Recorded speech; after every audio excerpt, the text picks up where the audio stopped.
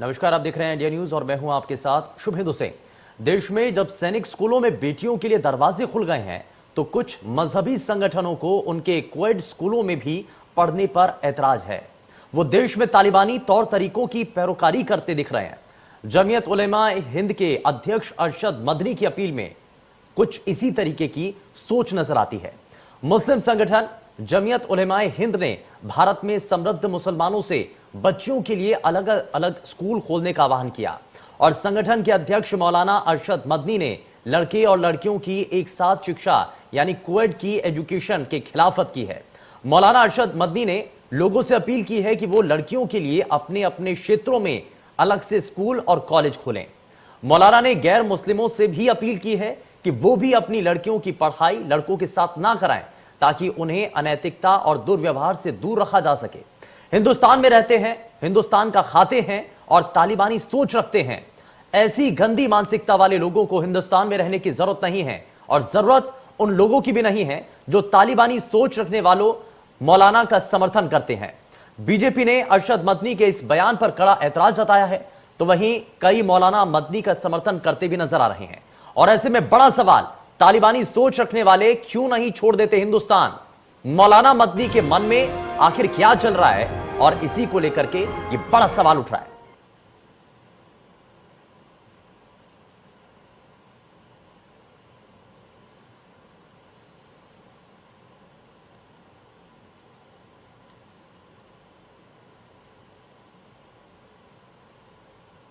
तो मौलाना अरशद मदनी की तरफ से क्या कहा गया है वो हम आपको ग्राफिक्स के जरिए दिखा रहे हैं। गैर मुस्लिम स्कूलों में सह शिक्षा बंद हो यानी कि क्वेड एजुकेशन बंद कर दी जाए। अगर लड़कियां स्कूल में पढ़ रही हैं तो लड़के उस स्कूल में नहीं पढ़ने चाहिए। वही मौलाना अरशद मदनी पर सियासी रिएक्शंस सामने आ रहे हैं और क्या अलग अलग लोगों का कहना है जरा वो भी आपको सुनाते हैं।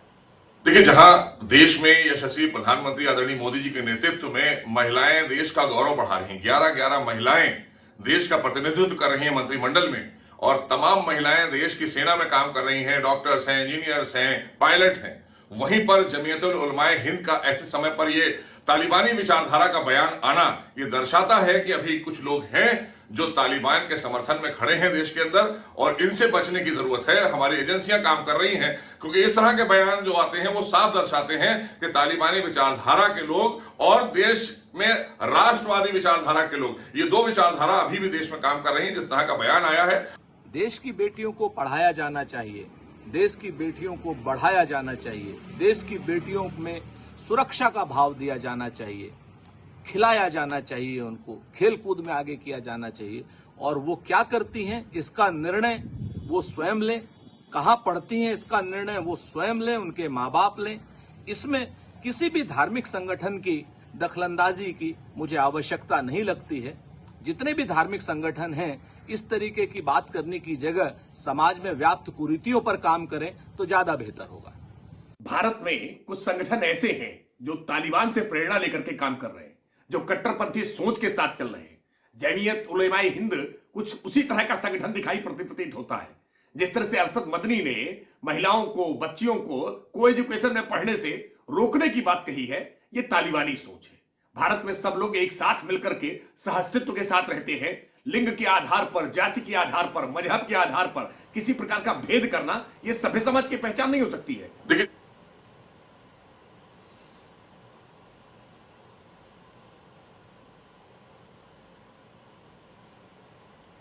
तो ये आपने अलग अलग बयान सुने हैं और इन बयानों को लेकर के आप ये पूरी तरीके से समझ चुके होंगे कि मौलाना अरशद मदनी की तरफ से जो स्टेटमेंट दी गई है, जो कहा गया है, इस सोच को आप क्या कहना चाहते हैं। और गैर मुस्लिम में सह शिक्षा से परहेज करें।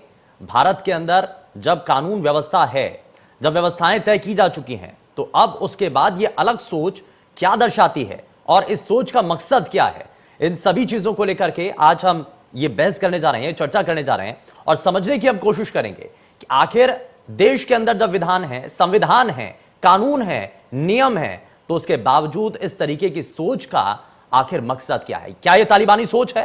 और ये अगर सोच बढ़ जाती है देश के अंदर तो क्या भारत के अंदर भी इस तालिबानी सोच को दरकिनार करने की जरूरत नहीं है? ये ऐसे कई चीजें हैं, इसी को लेकर के हमारे साथ कुछ खास मेहमान कार्यक्रम में जुड़ने जा रहे हैं। लेकिन उससे पहले अरशद मदनी की तरफ से क्या कहा गया है वो हम आपको ग्राफिक्स के जरिए एक बार फिर से दिखाते हैं। गैर मुस्लिम स्कूलों में सह शिक्षा बंद हो। उन्होंने कहा कि कोएड एजुकेशन जहां पर लड़के और लड़कियां एक साथ पढ़ते हैं, कहां तक आप रोकेंगे? आप कहेंगे बाद में नौकरियों में भी उनको अलग रख देना चाहिए, उनके लिए अलग से एक राज्य बना देना चाहिए, उनके लिए अलग से एक देश बना देना चाहिए, सभी चीजें अलग कर देनी चाहिए। या क्या ये सब कुछ ठीक है जब सभी के लिए समान अधिकार है, लड़का और लड़की में कोई अंतर नहीं किया जाता है? तो फिर इस तरीके की सोच का भारत के अंदर क्या औचित्य रह जाता है, क्या मकसद रह जाता है, और इस मकसद के पीछे कौन लोग हैं यह भी समझने की कोशिश होगी। और ये लगातार हम वो बयान आपको दिखा रहे हैं कि अरशद मदनी जो कि ये स्टेटमेंट देते हैं, ये बयान देते हैं और लड़के लड़कियों में अंतर करते हैं, ये लगातार हम आपको ये उनके द्वारा दी गई स्टेटमेंट बता रहे हैं। और चलिए जरा आगे बढ़ते हैं और आज की खास मेहमानों से आपका तारुफ करा देते हैं। हमारे साथ भारतीय जनता पार्टी से प्रवक्ता आनंद दुबे कार्यक्रम में जुड़ चुके हैं। आनंद जी बहुत स्वागत है आपका। कांग्रेस पार्टी से प्रवक्ता ओंकार नाथ सिंह हमारे साथ कार्यक्रम में है। ओंकार जी बहुत स्वागत है। एसपी से प्रवक्ता जैनेन्द्र अर्कवंशी हमारे साथ कार्यक्रम में है। जैनेन्द्र जी बहुत स्वागत है।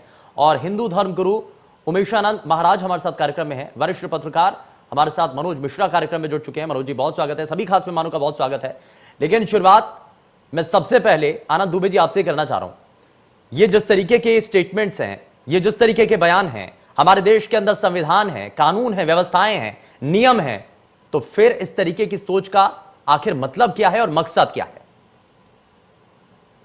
आनंद दुबे ये आपको मेरी आवाज आ रही है? जी देखिए, कुछ समय महिलाओं ने इस्लाम के नाम पर जो उनके गई, उनको लेकर खुलकर अपनी बात रखने की हिम्मत की।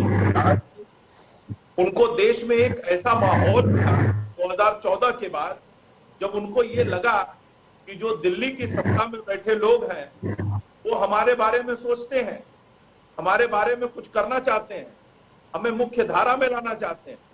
जिसके बाद मुस्लिम समाज की जो माताएं और बहनें, उन्होंने यहाँ की कुरीतियों के खिलाफ खुलकर आवाज उठाने की काम किया, जिससे हमारी सरकार ने ट्रिपल तलाक, यहाँ की सबसे बड़ी कुरीति के खिलाफ कानून बनाने का काम किया। और आने वाले समय में ऐसे तमाम जो कुरीतियां हैं जिनकी वजह से मुस्लिम बहनों को उनके अधिकार से वंचित किया जाता है, इस पर भी हमारी सरकार की नजर है और हम काम कर रहे हैं।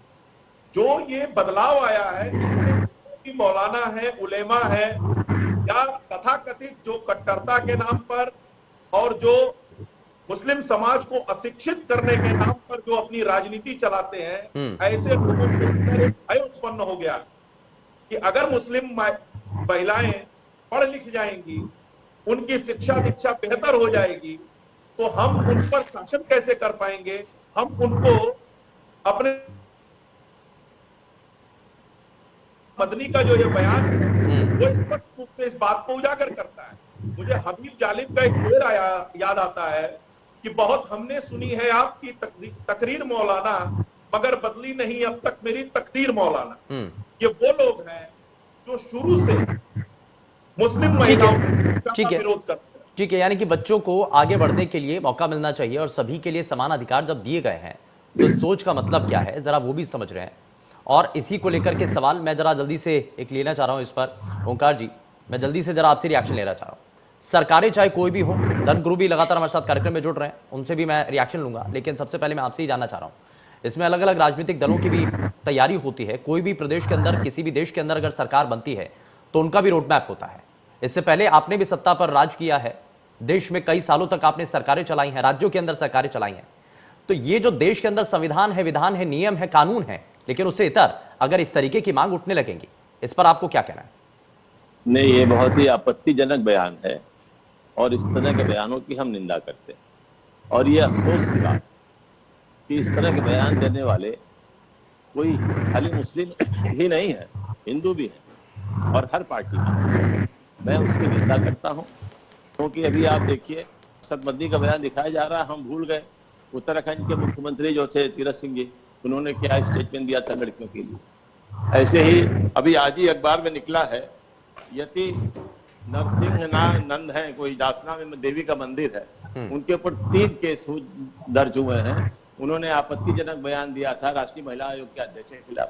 तो ये एक परंपरा बन गई है।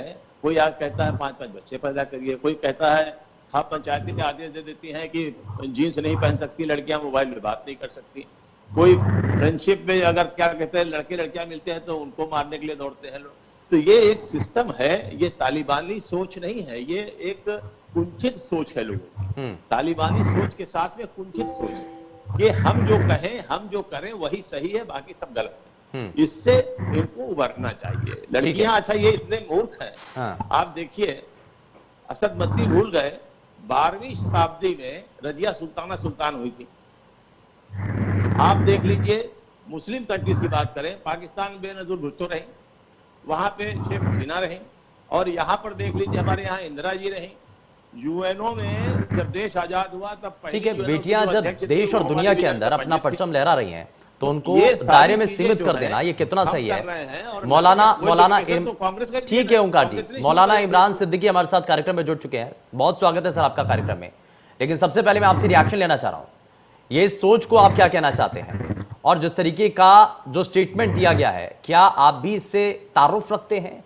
क्या आप भी इसको सही मानते हैं कि अगर एक स्कूल चल रहा है, बेटियों के लिए अलग से स्कूल बना दिए जाएं, उनको अलग से, उनके लिए अलग से व्यवस्थाएं तैयार की जाएं? जब देश के अंदर एक विधान, एक नियम, एक कानून है, सभी को समान अधिकार दिए गए हैं, तो फिर ये जो बयान है इसका मतलब क्या है? बताइए जरा, समझाइए। देखिए, मैं आपसे सिर्फ इतना जानना चाहता हूं कि क्या इस देश में अभी मौजूदा हालात में क्या लड़के और लड़कियों के स्कूल अलग अलग नहीं है?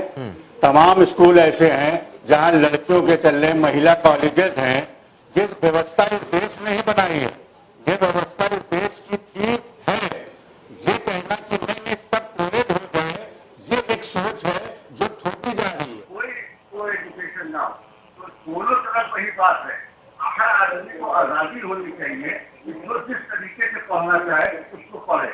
शिक्षा से रोकने की बात नहीं हुई, आला से आला शिक्षा देने की बात हो रही है। वो पढ़ाएंगे बेटियों को, अलग से स्कूल बना देंगे तो आला शिक्षा उनको मिलेगी।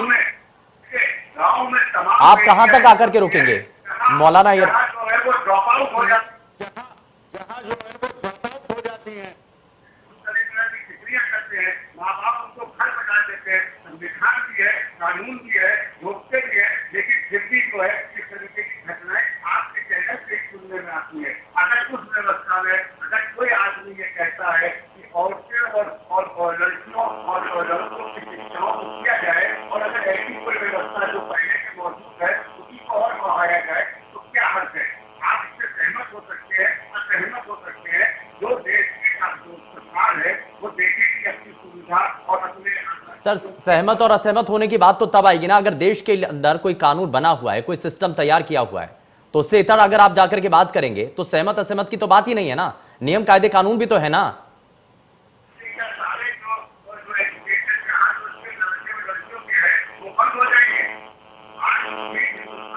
आज आप कह रहे हैं कि स्कूल अलग कर दें, आज आप कह रहे हैं कि स्कूल अलग कर दें, बाद में आप और बंदिशें लगा देंगे, नौकरी करने को लेकर के भी आप सवाल उठा देंगे। इस तरह की बात कर रहे हैं। ठीक है, मैं वापस लौटता हूं। मैं जरा आप सभी से रिएक्शन लूंगा। सभी खास मेहमान लगातार हमारे साथ कार्यक्रम में बने हुए हैं, लेकिन यहां एक नजर अब तक की सुर्खियों पर। बड़ी खबर के प्रस्तुत करता है न्यूट्रियम सोया। चलिए जरा जल्दी से आगे बढ़ते हैं। दरअसल जिस तरीके से मौलाना साहब की तरफ से जो स्टेटमेंट दी गई, अब इसको लेकर के सवाल उठ रहे हैं, लेकिन मैं जरा जल्दी से एक रिएक्शन लेना चाहता हूं। उमेश आनंद महाराज जी, ये जो कहा जा रहा है कि नियम है, संविधान है, कानून है, हम सभी उसको मानते हैं, लेकिन अलग से एक स्टेटमेंट दे दी जाती है, बयान दे दिया जाता है कि बेटियां स्कूल में नहीं पढ़ेंगी, उनके लिए अलग से व्यवस्थाएं होनी चाहिए। कितना सही है? आपको नमस्कार। देखिए, जमायत उलेमा हिंद के प्रमुख मौलाना अरशद मदनी जी के द्वारा जो स्टेटमेंट दिया गया है, आपको मेरी आवाज आ रही है? जी जी बिल्कुल। देखिए, एक तो बात मैं स्पष्ट कर देना चाहता हूँ, भारत को आजाद हुए 75 वर्ष हो गए। भारत एक लोकतांत्रिक और एक संविधान में विश्वास करने वाला राष्ट्र है, लेकिन दुर्भाग्य का विषय यह है कि भारत में स्थापित इस प्रकार के जो केंद्र है, जमायत उलेमा हिंद और अन्य प्रकार के जितने भी प्रकार की 75 वर्ष बाद भी इन लोगों की मानसिकता कोई परिवर्तन नहीं आएगा। अभी अभी जमात उलेमा हिंद मदनी साहब का कोई ऐसा स्टेटमेंट नहीं आया कि अफगानिस्तान में तालिबान के द्वारा की महिला शिक्षा और महिलाओं पर अत्याचार और बेटियों के साथ क्या व्यवहार हो रहा है, अभी तक किसी प्रकार का स्टेटमेंट नहीं आया। लेकिन एक लोकतांत्रिक राष्ट्र में तालिबान का एजेंडा चलाने के लिए जो प्रमुख केंद्र बैठे हुए हैं, इन्होंने अपना कार्य प्रारंभ कर दिया है। मैं इनसे पूछना चाहता हूं, क्या आप कहना चाहते हैं, आप कौन सी मानसिकता को स्पष्ट करना चाहते हैं? क्या आप तालिबान एजेंडा भारत में चलाना चाहते हैं? ये बड़े दुर्भाग्य की बात है। आप खाते भारत में हैं, पीते भारत में हैं, लेकिन प्रायोजित एजेंडा जो विदेशों में तालिबान में चल रहे हैं, उनका गुणगान आप भारत में करते हैं। मुझे लगता है ये बड़ा दुर्भाग्य है और इस प्रकार के जो स्टेटमेंट आते हैं, इनका जितना विरोध किया जाए, इनकी भर्त्सना की जाए उतनी। मौलाना इमरान सिद्दीकी, जवाब दीजिए। भारत में रहते हैं, सभी चीजें भारत के इस्तेमाल में, कहते हैं कि यही रहेंगे, लेकिन आप गुणगान तालिबान का और अफगानिस्तान का क्यों करते हैं फिर?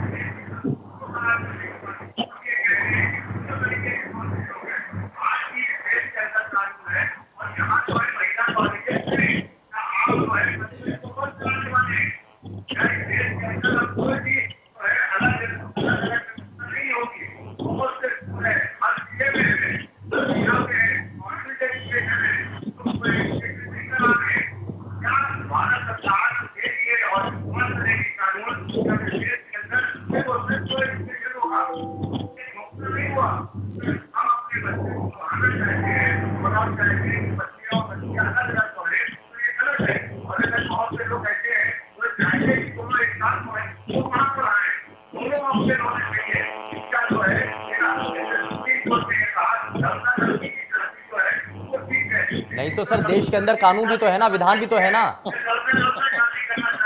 आप धीरे धीरे मांग बढ़ाएंगे फिर। आप बेटियों को लेकर के अभी तो आप कह रहे हैं कि अलग से स्कूल, अभी आप कह रहे हैं कि स्कूल अलग से बना देना चाहिए, फिर आप कहेंगे कि नौकरी नहीं करने देना चाहते हम। ठीक है, मैं जनेंद्र जी को शामिल कर रहा हूं। जनेंद्र जी, क्या वाकई में आपको नहीं लगता कि बेटियों के अधिकार हैं, उनको बंदिश में डाला जा रहा है? अर्कवंशी, जनेंद्र जी,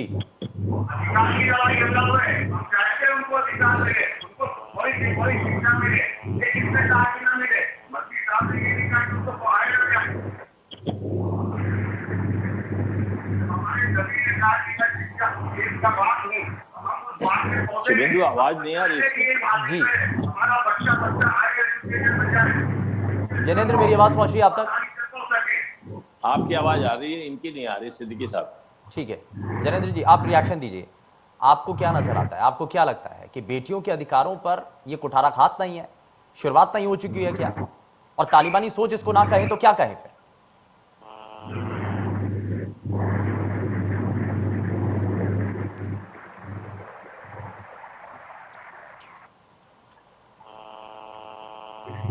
जनेंद्र, आपकी आवाज नहीं मिल रही है।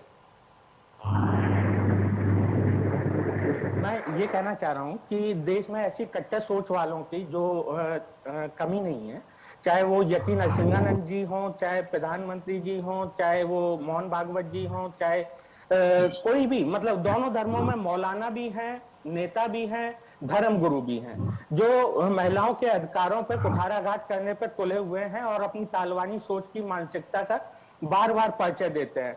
आप अगर 2010-11 का एक मोहन भागवत जी का भी कमेंट देखेंगे, वो कह रहे थे कि महिलाओं को घर संभालना चाहिए, पुरुषों को बाहर नौकरी करनी चाहिए, कमाना चाहिए। या कैलाश विजयवर्गीय का 2013 का बयान देखेंगे कि महिलाओं के लिए एक लक्ष्मण रेखा होती है, उससे बाहर निकलेंगी तो रावण उनको खींच ले जाएगा। या फिर हमारे जी का लोकसभा में दिया हुआ बयान रेणुका चौधरी जी के लिए, जो कांग्रेस की नेत्री हैं, कि ऐसी ऐसी मैंने रामायण के बाद आज सुनी है, और उनके नेता आगे जाके उसकी तुलना सुपर खां से करते हैं। और यहाँ पे बात केवल महिलाओं के हितों की नहीं है। हम पिछले 50-60 साल से, देश आजाद होने के बाद लगभग 10 साल बाद से ही ये प्रयास शुरू हो गए थे कि महिलाओं को शिक्षा के द्वारा आगे बढ़ाया जाएगा। उसके बाद 90s के दौर में महिलाओं के जो शिक्षा में हो, चाहे राजनीति में हो, चाहे जॉब में हो, उनको आरक्षण देने की मांग चलने लगी। लेकिन उसी समय खैर पंचायती राज में उनको आरक्षण मिल गया था, बाद में धीरे धीरे और भी जगहों पर मिला। लेकिन जब सोच ऐसी होगी तो महिलाओं का जो स्वाभिमान है ये उस पर भी चोट होती है। जो छोटी बच्चियां हैं, स्कूल जाना चाहती हैं पढ़ने के लिए, उनके मन मस्तिष्क पे क्या गुजरती होगी, मैं ये सोच के दंग हूं। अभी कल परसों का यति नरसिंहानंद का बयान तो हम और आप सभ्य समाज में बैठ के बोल भी नहीं सकते हैं। इससे पहले वो मुसलमानों पर आघात कर रहे थे तो वो एक फायर ब्रांड नेता के तौर पर जाने जाते थे, लेकिन जैसे ही भाजपा की महिला नेत्रियों के बारे में उन्होंने कुछ बोला तो उनके खिलाफ 3 FIR लिख दी गई। तो मैं ये जानना चाहता हूँ कि ऐसे लोगों को समाज में आगे कौन बढ़ा रहा है? ठीक है, लेकिन जनेंद्र अर्थवंशी, मेरी पार्टी का ठीक है, आपने इन सभी का तो विरोध किया, लेकिन मौलाना अरशद मदनी जो कि बयान देते हैं, इसको आप सही मानते हैं, गलत मानते हैं?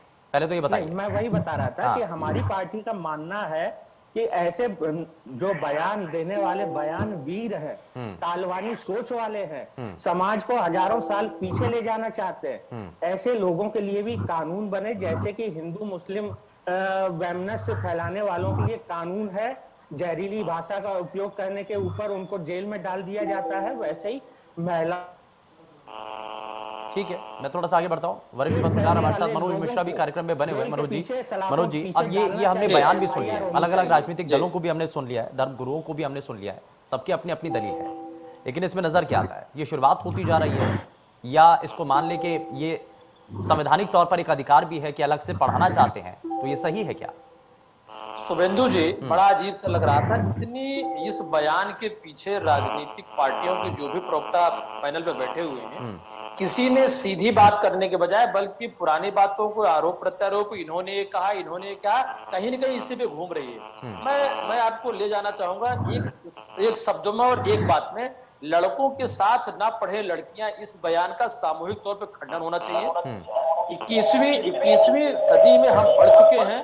देश की आजादी के साथ जिस तरीके से हम विभिन्न तरीकों पे वर्गों को देश के विकास की राह पे ले जा रहे थे, और देश की आधी आबादी जो आपके हमारे घर से शुरू होती है, अगर उसको कहीं न कहीं किन्हीं चीजों से रोक, आप क्या बात करेंगे? आप अगर देखें, चाहे सानिया मिर्जा की बात कर लें, जब ये लड़कियां हमारे देश का गर्व सीने से ऊंचा करती हैं, जब ये मेडल, गोल्ड मेडल लेके आती हैं, क्या बात करते हैं साहब? हम एक पिता होने के नाते, हम एक भाई होने के नाते, और ये जो राजनीतिक व्यक्ति या राजनीतिक लोग हैं, संगठन के लोग हैं जो प्रमुख पदों पे बैठे हुए हैं, जब इस तरह के बयान देते हैं तो एक मैसेज जाता है, और मैसेज बहुत गलत जाता है। विगत 1.5 वर्षों में कोरोना काल में आपने देखा कि शिक्षा के किस तरीके से, किस दुश्वारियों में लोग पढ़ाई कर रहे हैं, और लड़कियों को जब जब मौका मिला है, मित्र अगर पिछले 10 वर्षों को रिकॉर्ड उठा के देख लीजिए, क्या सीबीएसई बोर्ड का, आईसीएसई बोर्ड, क्या वो एजुकेशन की बात कर लें, लॉ की बात कर लें, हम सिविल सर्विस की बात कर लें, मिलिट्री डिफेंस की बात कर लें, हम पायलट की बात कर लें, इतनी बड़ी लाइन लड़कियों ने खींच दी है, जहां पर कि बराबरी का दर्जा हमारे देने से नहीं होगा, स्वीकार करने से होगा, और ये स्वीकार्योक्ति आपके हमारे घर से होनी चाहिए। ठीक है, मौलाना मदनी क्या बताने की नहीं, सुरेंद्र जरा सुनिएगा, मैं क्योंकि ये मामला बहुत ही संवेदनशील है और लाखों लोग आपके चैनल के माध्यम से जुड़े हुए हैं। मैं ये बताना चाहूंगा कि बेटियों को बढ़ाने का अधिकार होना चाहिए, उनको पढ़ाने का अधिकार होना चाहिए, किसी व्यक्ति की मेहरबानी पे नहीं, कोई उन पे मर्सी नहीं करे। आप देखिए, अगर लोकतंत्र के जरिए वो निचले पायदान पे जिला पंचायत से लेकर के केंद्र में अगर हो जाती है, तो आपके परिवार का आधा हिस्सा अपनी बात रखता है। और जहां 24/7 हम मीडिया की बात कर रहे हैं, हम आप दोनों लोग जानते हैं, हम लोग 24 घंटे काम करते हैं, और हमारे यहाँ महिलाएं कितने बढ़ चढ़ के काम करती, कितने अच्छे विजन, कितनी अच्छी सोच रखती हैं। तो पॉलिटिक्स हो गया, चाहे वो मीडिया हो गई, चाहे वो जुडिशरी हो गई, चाहे वो ब्यूरोक्रेसी हो गई, महिलाओं ने अपना दम, अपनी चीजें दिखाई है, और ये साबित करके दिखाया होती है। बिल्कुल, शिक्षा से शुरुआत होती है। बिल्कुल, और इसीलिए और वहीं पर आकर के अगर विरोधाभास हो जाएंगे कि उनको एक स्कूल में जाना है, दूसरे में नहीं जाना है, तो ये बंदिशें नहीं है तो और क्या है? जनेंद्र। सुरेंद्र जी, मैं एक और चीज जोड़ना चाहूंगा कि आज महिलाओं ने पिछले जैसा अभी मनोज भाई कह रहे थे, बिल्कुल सही कह रहे थे। मैंने बिल्कुल खंडन किया है मौलाना जो अरशद मदनी ने बयान दिया है उसका। मेरी पार्टी ने भी उसका खंडन किया है, तो ऐसी बात नहीं, खंडन नहीं किया है। और महिलाओं की ही नहीं, हमारी पार्टी का बिल्कुल क्लियर मोटो है कि शिक्षा का अधिकार जो मिला हुआ है उसको पूरी तरह से जमीन पे उतारा जाए। उसमें चाहे वो ठीक है, ठीक है। आनंद दुबे मैं वापस लौटता हूं सर। जनेंद्र जी मैं वापस लौटूंगा। आनंद दुबे, कई आरोप यहां पर जनेंद्र ने लगाए हैं। ये कहा जा रहा है कि आपकी राजनीतिक दल के अंदर, आपकी पार्टी के अंदर भी कई ऐसे नेता हैं जो कि बयानवीर हैं, अलग अलग ऐसे स्टेटमेंट देते हैं, उनका विरोध क्यों नहीं? ऐसे नेता नहीं है, प्रधानमंत्री तक स्वयं। ठीक है, जवाब ले लेते हैं। आनंद दुबे जवाब दीजिए। भागवत जी के बयान आप पढ़िएगा 2010 के और 2013 के। देखिए, मैं एक बात बड़ी स्पष्ट कहना चाहता हूं कि भारतीय जनता पार्टी, ठीक है, मैं आपसे जवाब लूंगा आनंद दुबे, मैं आपसे जवाब लूंगा, लेकिन यहां एक नजर अब तक की सुर्खियों पर। बड़ी खबर के प्रस्तुत करता है न्यूट्रियम सोया बड़ी, प्रोटीन से भरपूर न्यूट्रियम सोया बड़ी, स्वाद भी सेहत भी। सह प्रायोजक doctor ortho Ayurvedic oil and capsule, जोड़ों के दर्द की बेजोड़ दवा। और पेट सफा आयुर्वेदिक चूर्ण, पेट सफा तो हर रोग दफा। आज पैतृक गांव में होगा पूर्व सीएम कल्याण सिंह की त्रयोदशी संस्कार। 80,000 से 1 लाख लोग होंगे शामिल। सीएम योगी, रक्षा मंत्री राजनाथ सिंह, उत्तराखंड के सीएम धामी समेत कई नेता रहेंगे मौजूद।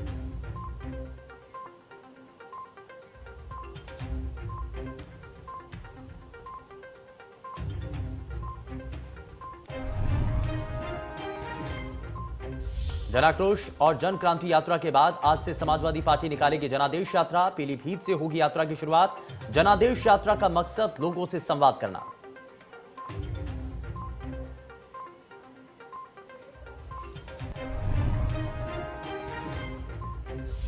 यूपी में आज से छोटे बच्चों के खुल गए स्कूल। 1 से 5वीं तक के बच्चे पहुंचे स्कूल। 2 शिफ्ट में चलेंगी क्लासेस। सरकार ने जारी की गाइडलाइंस।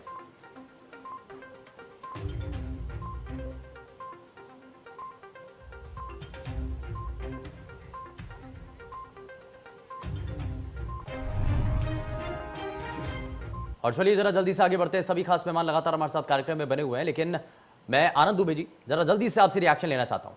आरोप आपके ऊपर भी लग रहा है, जनेंद्र अर्कवंशी ने कई आरोप आपके ऊपर लगाए। सवाल तो यह भी उठाया कि आपकी पार्टी के भीतर भी कई ऐसे बयानवीर नेता हैं जो कि अक्सर ऐसे ही बयान देते हैं। उनको लेकर के विरोध क्यों नहीं?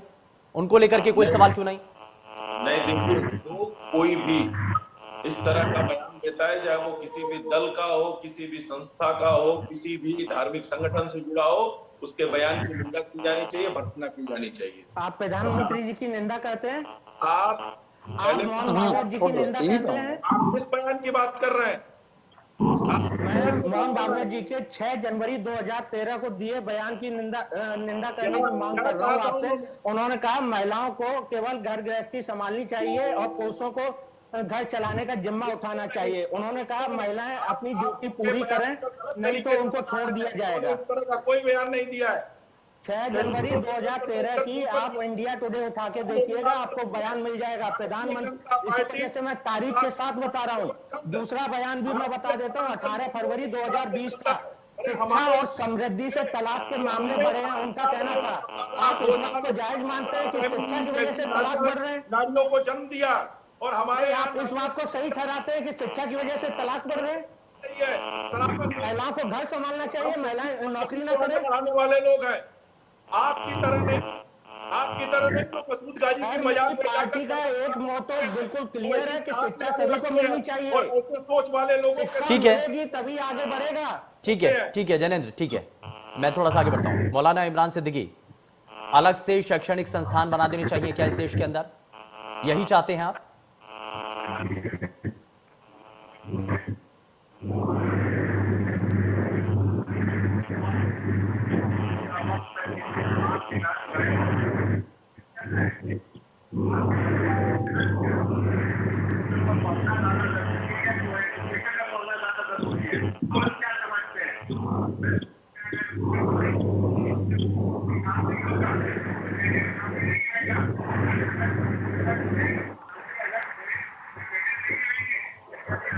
चलिए, ऑडियो में कुछ दिक्कत आ रही है, जरा उसको दुरुस्त कर लेते हैं। मैं ठीक है, मैं उमेशानंद महाराज, मैं जरा जल्दी से आपसे एक काउंटर रिएक्शन लेना चाह रहा हूँ। हाँ ठीक है, कुछ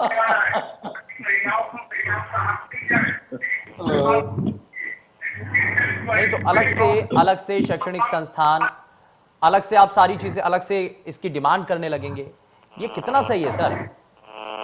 ऐसे तो दूसरे भी ऐसे तो दूसरे भी धर्म के लोग हैं, दूसरे भी सर, बाकी भी तो हैं। देश के अंदर अलग अलग धर्म हैं, सभी एक साथ रह रहे हैं, इसलिए तो नियम कायदे कानून सभी के लिए एक बराबर बनाए गए हैं। आप अभी ये कह रहे हैं कि आज स्कूल अलग बने, कल को कहेंगे पति पत्नी भी अलग घरों में रहे, परसों कहेंगे कि अगर घर में बच्चियां वो अलग कमरे में रहेंगी और पिता और भाई अलग कमरे में रहेंगे। क्या सोच है आपकी?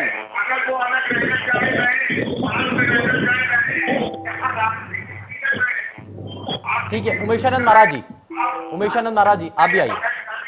देखिए, मैं इस बात को बड़ा स्पष्ट कर देना चाहता हूँ। हाँ, अगर मौलाना साहब मेरी बात को समझो, हमको एक बात बिल्कुल स्पष्टता से समझनी चाहिए कि इस्लाम के अंदर, कुरान के अंदर महिलाओं के बारे में स्पष्टता दी गई है।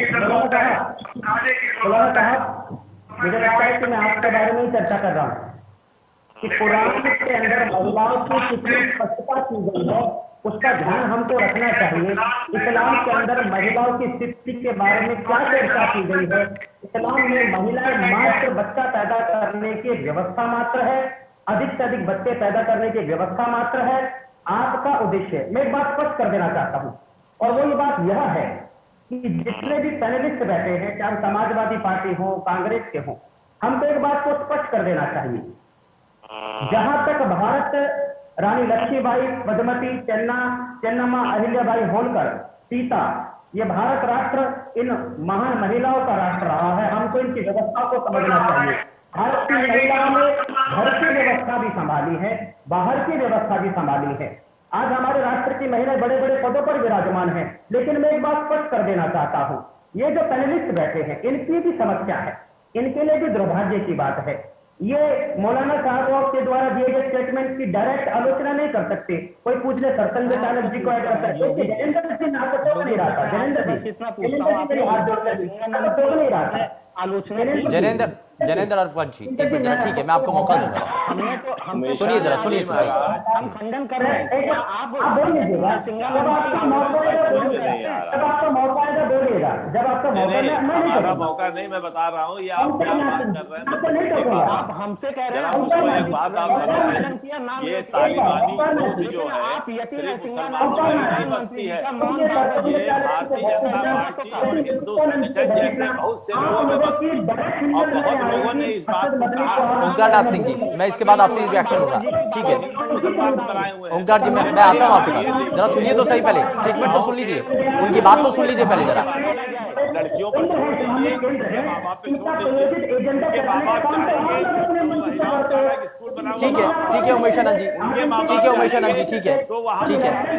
ओंकारनाथ सिंह जी, ओंकारनाथ जी, अब जरा सवाल तो सुन लीजिए सर, सवाल तो सुन लीजिए, सवाल तो सुन लीजिए। खुल करके अगर देश के अंदर कोई भी गलत स्टेटमेंट आती है तो खुल करके सामने क्यों नहीं आते हैं? ओंकारनाथ सिंह जी, खुल करके विरोध क्यों नहीं किया जाता है? अगर कोई स्टेटमेंट कोई बयान दिया जाता है, अगर देश के खिलाफ है, सिस्टम के खिलाफ है, तो क्यों नहीं खड़े होते हैं? जो है प्रधानमंत्री बनी है वो भी विधवा, ठीक है उमेशानंद जी, एक मिनट, उमेशानंद जी, एक मिनट। आप अगर इस तरह की बात करेंगे, ओंकारनाथ सिंह जी, आप ये कहिए कि इस तरह की सोच का हमें समापन करना चाहिए। हम इसकी निंदा करते हैं, हमें समापन करना चाहिए। अरशद मदनी क्या बेचते हैं, वही क्या बेचता है? मैं अपनी बात खत्म कर रहा हूँ।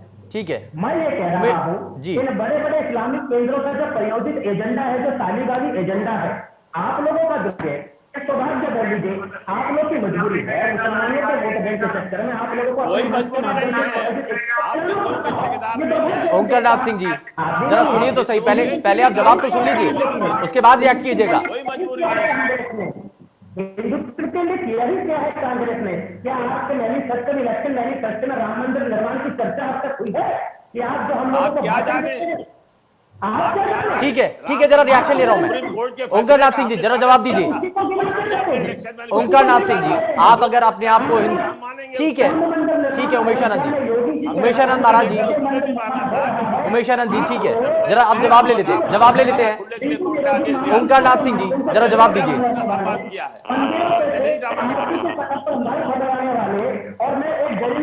देखिए, मैं अपने सभी पैनलिस्ट से एक अनुरोध करना चाहता हूं कि एक एक करके बोलें, कृपया एक एक करके अपनी बात रखें, एक एक करके अपनी बात रखें तो सभी को समझ में आएगी। किसी को न चढ़ाइए कि कल को वो आप नहीं चढ़ बैठे। बस सोचिए कि बात कहेंगे वही सब सही होगा। महाराज को देख लीजिए, नरसिंहानंद जी का हाल देख लीजिए क्या है। बताइएगा आप ही महिला के खिलाफ बोलेंगे तो महिला आपको भी नहीं छोड़ेंगे। सही से उमेशानंद महाराज जी टीका लगा के बैठने ठीक है। काम होता है हमारा। उमेशानंद महाराज जी, आपने अपना ठीक है, आपने अपना स्टेटमेंट दे दिया, आपने अपना बयान दे दिया है, आपने अपनी बात रख ली है। ठीक है, मैं वापस लौटता हूं सर आपके पास। ठीक है, मतलब आप जैसे ठीक है। जैनेंद्र जब आपने बारी से बात करें भाई, चढ़ा लिया है, जिस चश्मे में सिर्फ आपको क्या कहते हैं एक ही चीज दिखती है। सर एक मिनट, जरा एक एक करके प्लीज, एक एक करके अपनी बात रखिए। इस तरीके से अगर आप हर कोई सभी एक साथ बोलेंगे तो किसी की भी बात समझ में नहीं आएगी सर, इसलिए मैं बोल रहा हूँ एक एक करके अपनी बात रखिए। चाहते हैं ना आप, तो चाहते हैं कि एजेंडा चलता रहे। ओंकार नाथ सिंह जी जरा एक मिनट सर। ओंकार नाथ सिंह जी, ये कौन सा एजेंडा है, जवाब दीजिए जरा।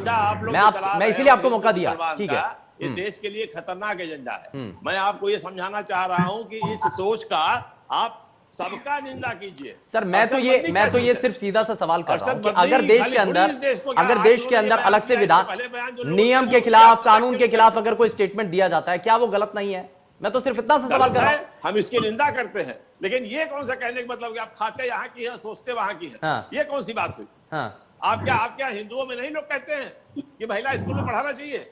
नहीं तो ये ऐसे बयान बिल्कुल ऐसे बयान बिल्कुल गलत होने चाहिए, छोड़िए, इनकी निंदा करनी चाहिए। वहां पढ़े, और जो इस तरह की बात करता है उसकी आलोचना कीजिए, उसकी निंदा कीजिए। लेकिन सर मैं आपसे आज की जो स्टेटमेंट है मैं उसको लेकर के पूछना चाहता हूं। आपके ऊपर काउंटर रिएक्शन दिया गया, ये सवाल पूछा गया कि कांग्रेस ने कब आकर के विरोध किया। जवाब दीजिए आप इसका। चाहता हूं भारत का केंद्र चर्चा पाकिस्तान उमेशानंद महाराज जी हैं, ये बोलते हैं क्या कहते हैं कांग्रेस की मजबूरी है और फलाने की मजबूरी है, धमाके की मजबूरी है। अरे आपके चश्मे में सिर्फ भाजपा दिखाई पड़ रही है तो उसका हमारा क्या दोष है? आपने कभी कहा कि तीरथ सिंह ने गलत काम किया? आपने कहा कि प्रधानमंत्री को नहीं कहना चाहिए कि 50 करोड़ की गर्लफ्रेंड? आपने कभी कहा कि दीदी कर रहे थे वहां पंजाब बंगाल में जाके? ये तरीका है बात करने का? हम तो कहते हैं हमारे नेता भी गलत बात कहते हैं, हम उनकी भी निंदा करते हैं, लेकिन आप निंदा कीजिए कि हाँ ये गलत है। चलिए ये गलत बात है कि इस तरह की आप एक आदमी कहिए, एक आदमी न कहिए। ठीक है मनोज मिश्रा जी, मैं मनोज मिश्रा जी से जरा जल्दी से रिएक्शन लेना चाहता हूं। आनंद दुबे उसके बाद मैं आपके पास आऊंगा। मनोज जी आप सुन भी रहे थे और बीच में कुछ कहना भी चाह रहे थे, लेकिन मैं इसमें एक सवाल और भी जोड़ देता हूं। ये अगर इसी तरीके से हर कोई मनमर्जी करेगा, किसी भी धर्म से जुड़ा हुआ हो, किसी एक विशेष धर्म की बात नहीं कर रहे हैं, किसी भी धर्म से जुड़ी हुई बात, अगर ये कह दिया जाएगा कि इस तरीके से होना चाहिए, उस तरीके से होना चाहिए, तो देश का नियम, देश का संविधान, देश का कानून कहां जाएगा?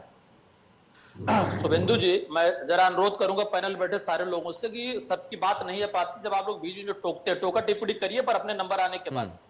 शुभेंदु जी, आपका जो सवाल है मैं उसी सवाल के जवाब पर आता हूं। दरअसल किसी भी धर्म का कोई भी ठेकेदार हो, सामाजिक कार्यों में और समाज के हर व्यक्ति को बढ़ाने में अगर उसका कोई रोल होता है, अपना योगदान दे।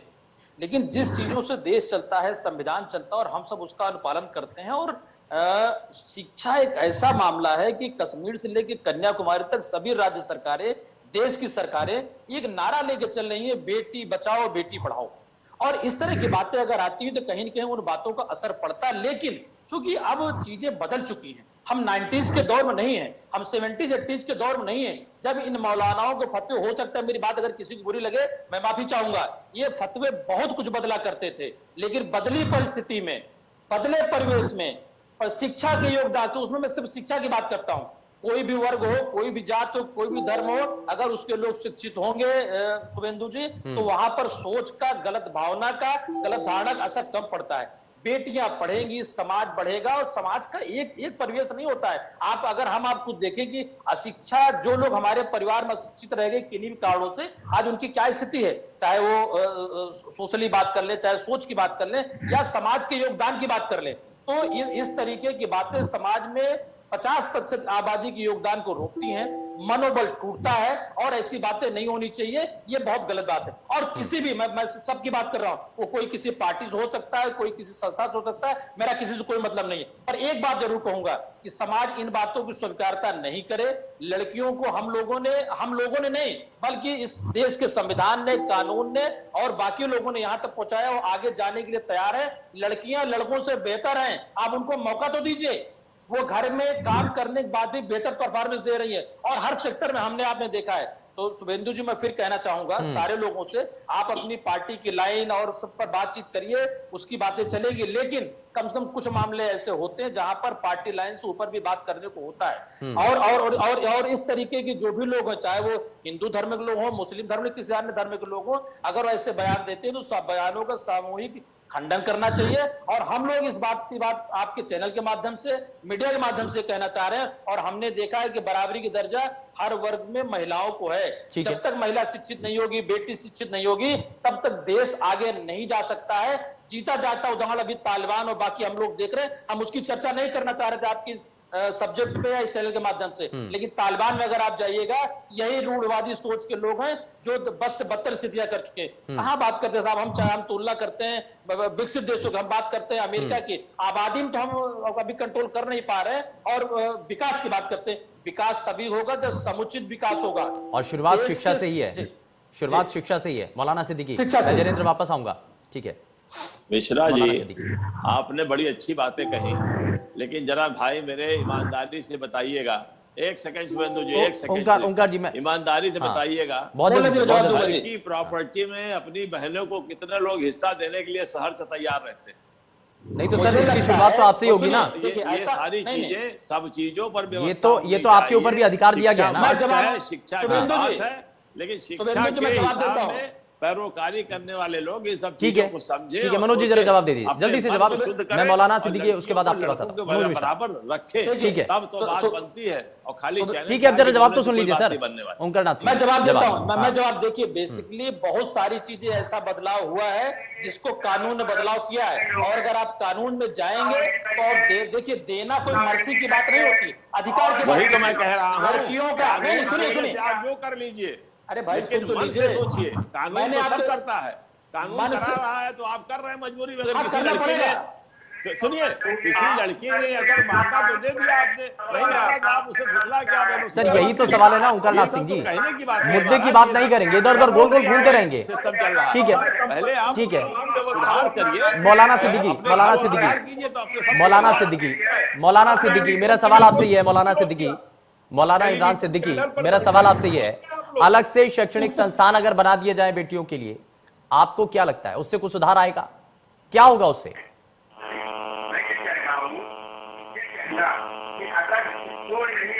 सर स्कूल में तो पहले पहुंचाइए ना। सबसे पहले कोशिश ये होनी चाहिए कि हमें अपने देश के हर एक नागरिक को ये एक जिम्मेदारी होनी चाहिए कि बिल्कुल स्कूल तक पहुंचाना चाहिए, स्कूलों में पढ़ाना चाहिए।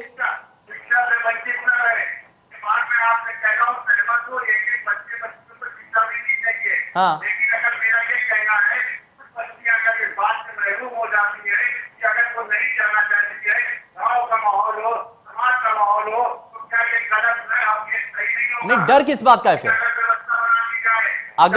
अगर आप, सर एक मिनट बात सुनिए मौलाना सिद्दीकी, आपको डर किस बात का है?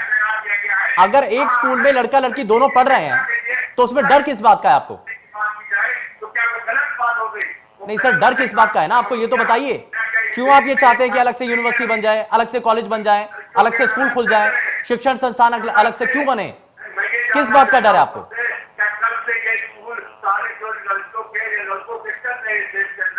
बंद हो जाएंगे, हो जाएगी। अगर ऐसा है तो भी हम उसको मानेंगे क्योंकि देश का कानून है। लेकिन क्या हमें अपनी बात कहने का भी हक नहीं है? क्या अगर मैं ये कहूँ कि अगर लड़कियां चाहती है कि हम अलग पढ़े, या लड़के चाहते हैं हम अलग पढ़े, तो उन दोनों को वैसी व्यवस्था की जाए जो साथ पढ़ना चाहे उनकी व्यवस्था है। तो इसमें क्या गलत बात है? ये सोचने की कौन सी बात है कि नहीं आपको पढ़ना ही है को एजुकेशन में, नहीं पढ़ेंगे तो आपको शिक्षा नहीं मिलेगी, ये कौन सी बात है? नहीं तो क्या आपको मौजूदा वक्त में जो शिक्षा पद्धति है उस पर भरोसा नहीं है? अगर बेटा सर, अगर एक बेटा और एक बेटी अगर एक साथ स्कूल में पढ़ रहे हैं या किसी कॉलेज में पढ़ रहे हैं तो आपत्ति किस बात को लेकर के है? सवाल तो ये है। अब बात सुनिए, जब मैं ये कह रहा हूँ कि अगर कोई महिला कॉलेज में पढ़ रही है लड़की तो महिला कॉलेज अलग से बने हुए हैं, महिला कॉलेज अलग से बने हुए हैं। अब आप ये कहेंगे कि स्कूल में एक साथ बच्चे नहीं पढ़ेंगे? उसकी मर्जी है, लेकिन मैं ये तो कह सकता हूँ ये बेहतर व्यवस्था ये भी बेहतर व्यवस्था जैसे आप कह रहे हैं, तो आपकी बात पे हो सकती है, हमारी भी हो सकती है। इस देश में सती प्रथा हुआ करती थी, लोगों ने विरोध किया, समय आया, खत्म हुई कि नहीं हुई? तो कुरीतियों को दूर करना है ना, लेकिन साथ बिठा करके इस पर सवाल उठा देना ठीक है। कल को तो आप ऑफिस जाने के लिए भी विरोध कर देंगे। अगर आप कहेंगे कि एक ऑफिस है जिसके अंदर एक लड़की भी काम कर रही है और एक लड़का भी काम कर रहा है, तो आप कहेंगे कि लड़कियों के लिए अलग से ऑफिस होना चाहिए। ये तो शुरुआत है ना सर, यही तो, इसीलिए तो सवाल है। ठीक है, उमेश आनंद जी जरा जवाब दीजिए। जनेंद्र मैं आता हूं, आनंद दुबे जी उसके बाद आपके पास आऊंगा। मैं मौलाना साहब से प्रश्न पूछना चाहता हूँ। बाकी लोगों से अगर बात नहीं करनी है तो बैठाने का क्या मतलब है? आनंद दुबे जी आपसे भी रिएक्शन लिया था। आनंद जी मैं आता हूँ आपके पास। हाँ, मैं मौलाना साहब से प्रश्न करना चाहता हूँ कि भारत एक लोकतांत्रिक संविधान पर आधार पर चलने वाला राष्ट्र है, या आप शरीयत के कानून को मानते हैं, या लोकतांत्रिक राष्ट्र में संविधान को ऊपर मानते हैं या शरीयत को ऊपर मानते हैं? पहले से मौलाना साहब इस बात को स्पष्ट करें कि आपकी दृष्टि में लोकतंत्र और संवैधानिक राष्ट्र की क्या भूमिका है और शरीयत के कानून की क्या भूमिका है। एक बात मैं आपको बोल देना चाहता हूँ कि जमायत उलेमा हिंद का इतिहास क्या है, मौलाना अरशद मदनी क्या कहना चाहते हैं। एक बात, बहन बेटियां, आज हमारी बहन बेटियां किस क्षेत्र के अंदर प्रगति नहीं कर रही। अभी कांग्रेस के प्रवक्ता भी एक बात बोल रहे थे कि हिंदू और इस्लामिक धर्मगुरु मिलकर महिलाओं और बेटियों को उत्थान के लिए कुछ करें। मैं एक बात स्पष्ट कर देना चाहता हूं, आज भारत में बड़ी संख्या में ऐसे गुरुकुलों की व्यवस्था है जहां बहन बेटी वेदों का अध्ययन कर रही हैं, शास्त्रों का अध्ययन कर रही हैं, यज्ञ की व्यवस्था में भाग लेती हैं और बड़े बड़े कर्म कांडों में अपने भूमिका निभा रही हैं। ठीक है सर, ठीक है, अध्ययन करें। ठीक है उमेश आनंद जी, मैं जरा आनंद दुबे जल्दी से रिएक्शन। ठीक है आनंद दुबे, ठीक है सर, ठीक है, समय थोड़ा सा कम है, समय थोड़ा सा कम है सर। उमेश आनंद जी समय थोड़ा सा कम है। आनंद दुबे जरा जल्दी से रिएक्शन सर।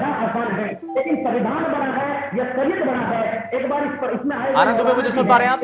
संविधान बना है या कानून बना है। चलिए ठीक है, माफी के साथ रुकना चाहूंगा सर। बहुत शुक्रिया सभी खास मेहमानों का कार्यक्रम में शामिल होने के लिए, अपना समय देने के लिए।